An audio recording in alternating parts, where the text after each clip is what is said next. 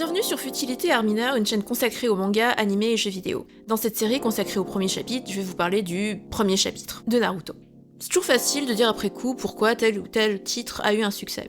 Dans mon cas, je me contenterai juste de regarder le premier chapitre et de montrer qu'il y a des choses qui me semblent intéressantes par rapport aux autres mangas de l'époque. Naruto se distingue des autres shonen mangas en proposant une sorte de dialogue intérieur, en donnant une approche un peu psychologisante qui tente d'expliquer les motivations du héros. Pour cela, en dehors des pensées du personnage qu'on peut lire à travers des bulles, il y a surtout la mise en scène d'un double du héros qui est son maître Iruka. Cette façon de montrer les motivations du héros est d'autant plus intéressante que ça s'oppose un peu à Dragon Ball, manga qui a inspiré Kishimoto.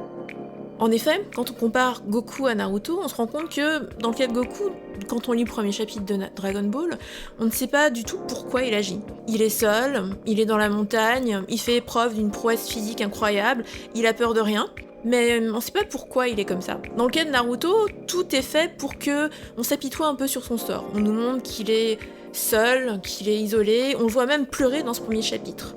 Et surtout, on peut lire ses doutes, on peut lire ses craintes à travers des paroles qui sont signalées dans les cases. La différence entre Dragon Ball et Naruto s'explique peut-être par la situation économique du Japon. Lorsque Dragon Ball paraît, le Japon est dans une phase encore de croissance économique. Lorsque Naruto paraît, le Japon est désormais dans une phase de déclin. Et c'est ce qui se reflète peut-être dans la présentation du héros. Au lieu d'être un héros entre guillemets pur, homogène, presque opaque, qui agit sans qu'on ait besoin de savoir pourquoi il agit, dans le cas de Naruto, on nous explique le pourquoi, du comment, etc. etc. Bien sûr, Dragon Ball et Naruto présentent des héros un peu similaires dans le sens où, dans les deux cas, ce sont des idiots du village.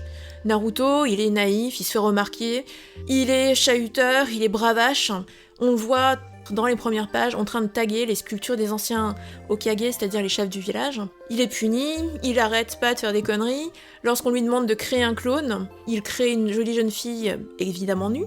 Donc Naruto comme Goku sont deux personnages qui sont un peu des pitres. Ce sont des personnages qui se font remarquer. Mais contrairement à Goku, Naruto est présenté comme une sorte de victime potentielle.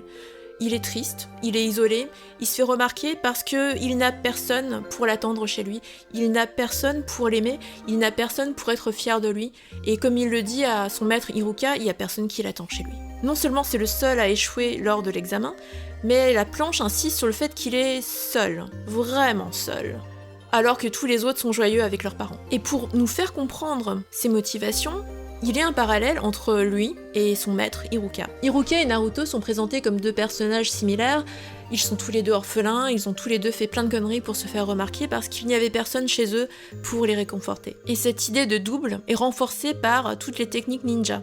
Par exemple, l'un des exercices c'est de créer un clone d'Iruka. Évidemment, Naruto foire son exercice. Lors de l'examen, l'épreuve consiste à faire des clones de soi-même. Là encore, Naruto foire son exercice. Dans la suite du chapitre, lors d'un combat, Naruto fait face à un clone d'Iruka, mais il reconnaît tout de suite qu'il s'agit d'un clone. Enfin, alors qu'il avait raté son épreuve d'examen, il est capable de faire un multiclonage et de vaincre l'ennemi. L'insistance sur la solitude du héros, sur le fait que potentiellement il soit une victime, ça sert avant tout à montrer qu'il ne faut pas être une victime. En effet, l'un des personnages, Mizuki, semble montrer de la sympathie. Il le persuade qu'il peut apprendre l'une des techniques contenues dans le rouleau des techniques interdites et ainsi obtenir son diplôme. On a l'impression qu'il fait cela pour le réconforter, pour l'aider. En réalité, Mizuki se sert de Naruto. Mizuki le place dans une position de victime afin de profiter de lui. Par la suite, on comprend que Mizuki voulait juste que Naruto vole le rouleau. Et lorsque Naruto refuse de lui donner le rouleau des techniques interdites, Mizuki révèle alors la vérité. Naruto est isolé tout simplement parce qu'il contient en lui-même le démon renard qui a détruit le village 12 ans auparavant. Il est donc craint, il est donc haï parce qu'il contient en lui celui qui a tué tant de gens. Et parmi les ninjas tombés au combat, figurent les parents d'Iruka. Si Mizuki dit tout cela, c'est évidemment parce qu'il cherche à transformer la victime en un nouveau bourreau. Il veut créer de la colère chez Naruto pour pouvoir l'exploiter et détruire le village. Ainsi, les gens qui en apparence vous veulent du bien veulent en réalité vous exploiter et exploiter surtout votre vulnérabilité. Or, Naruto comme Iruka sont deux héros. Ce sont des personnes qui refusent justement d'être des victimes, qui refusent d'être définis par ce qu'ils sont. Ils sont avant tout définis par ce qu'ils font. Le héros, c'est celui qui refuse d'être une victime, c'est celui qui refuse d'entrer dans le cercle vicieux de la vengeance. Plus précisément, Iruka applique tout simplement la règle d'or. Ne fais pas aux autres ce que tu ne voudrais pas qu'on te fasse.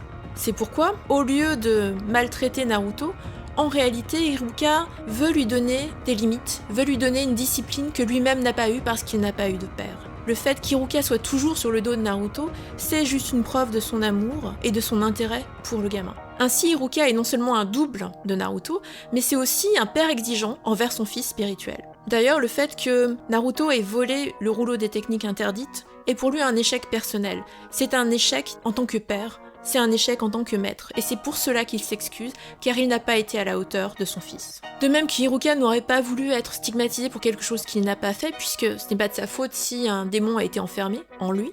De la même façon, il ne veut pas traiter Naruto de façon différente des autres. Le héros, c'est celui qui brise ses chaînes en s'imposant une discipline stricte. Et cette discipline, elle se voit à la fin lorsque Naruto apprend enfin la technique du multiclonage. Au début, lorsqu'il est à l'école, la discipline est imposée de l'extérieur. C'est pour ça qu'il rate son examen, c'est pour ça qu'il n'écoute pas, qu'il s'en fiche.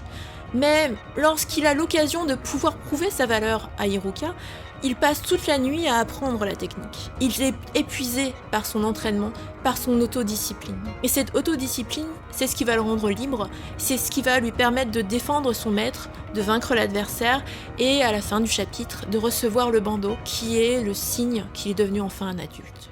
Ainsi, en montrant à la fois les pensées du personnage, le fait qu'il doute, ça le rend peut-être plus proche, mais surtout ça nous permet de mieux comprendre qu'il ne faut pas être cette victime. Il faut refuser ce rôle. C'est lorsqu'il arrête de douter, c'est lorsqu'il prend enfin confiance en lui que Naruto devient le véritable héros. Finalement, tous les récits épiques posent la même question.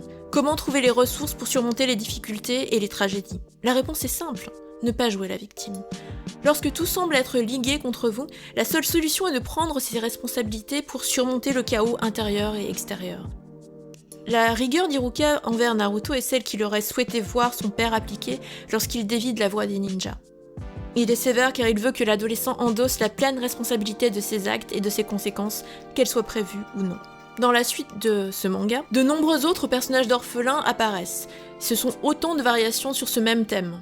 Par exemple, Gaara est lui aussi l'hôte d'un des démons. Mais contrairement à Naruto, il n'a pas eu de guide. Il dirige sa rage contre ceux qu'il considère comme ses ennemis, avant de rencontrer Naruto et de changer de voie. De son côté, Naruto devenant de plus en plus puissant, il a besoin d'un maître qui est capable de le gérer. Iruka est alors remplacé par d'autres figures paternelles, qui entraînent physiquement et mentalement le héros. Finalement, l'histoire de Naruto, c'est l'histoire d'une question.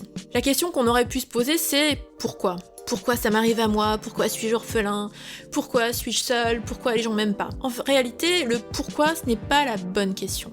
La vraie question, la vraie bonne question, c'est pourquoi pas ? Pourquoi ne serais-je pas le prochain Hokage ? Le pourquoi pas, c'est ce qui va permettre à Naruto de devenir véritablement digne d'être le prochain Hokage. Ainsi, en comprenant son maître, en comprenant ses motivations et en retrouvant confiance en lui-même, en ayant ce pourquoi pas, Naruto redevient un héros et cette énergie positive se transmet ensuite à tous les orphelins, eux aussi traumatisés, qu'il va rencontrer sur son passage.